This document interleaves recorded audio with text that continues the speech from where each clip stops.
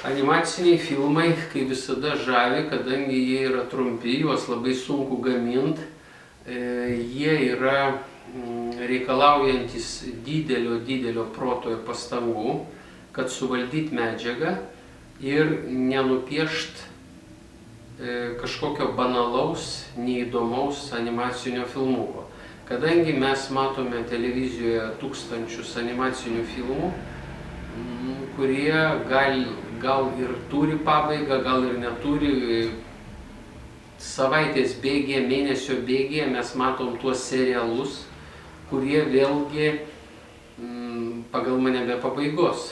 Ir tie filmai, kaip besitęsiantis gyvenimas, kiekvienas žmogus norėtų kažkur tai susimastyti, pagalvoti ir pasižiūrėti, kodėl animacija eina tokiu keliu.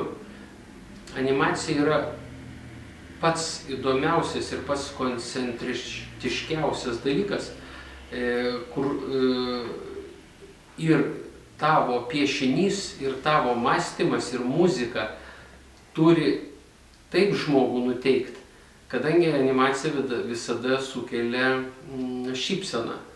Kai kurie animaciniai filmai paprasčiausia yra nežiūrimi. Kodėl taip įvyksta? Todėl, kad pirmiausia, kam mes kūrėme animacinį filmą. Pirmiausia, reikia žinoti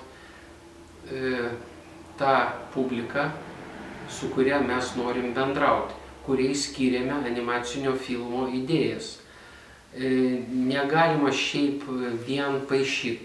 Daug yra žmonių, kurie paišo ant tvorų, ant pastatų, bet ten nėra idėjų, ten yra kelios frazės, kažkoks vienas piešinys nupieštas. Bet mes norėtume animaciniam filme irgi iš režisieriaus gauti atsakymą. Kaip tu su mumis bendrauji pieštuko, teptuko, plastelino aplikacijos forma. Tu man turi būtinai kažką pasakyti, nes paprasčiausias animatorius turi prieš tai gerai apgalvoti, kaip ten sako lietuvių patarlė, 7 kart išmatuok ir 1 kart kirpk. O kai kurie animaciniai filmai daromi nematavus, o vien paišoma. Taip kad gal toksai labiausiai man patinkantis štrichinė animacija, tai maždaug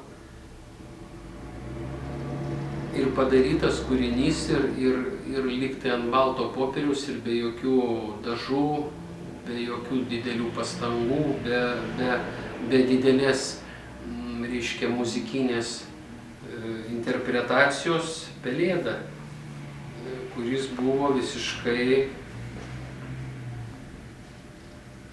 iš filmų, kuriuos pasižiūri, kurie lieka tikrai ilgai atminti.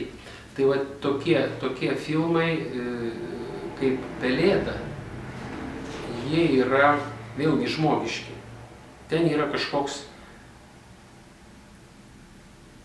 žmogiškas tarp gyvūnų, tarp paukščių, vėlgi santykis. Nėra paviršutiniškas, vėl yra liktai ir paprasta kasdienė paukščių gyvenimo diena, bet labai žmogiškai nugyventa. Taip kad tokie filmai kelia man ir tokį susižavėjimą, ir autoriaus, reiškia, matosi labai gili mintis.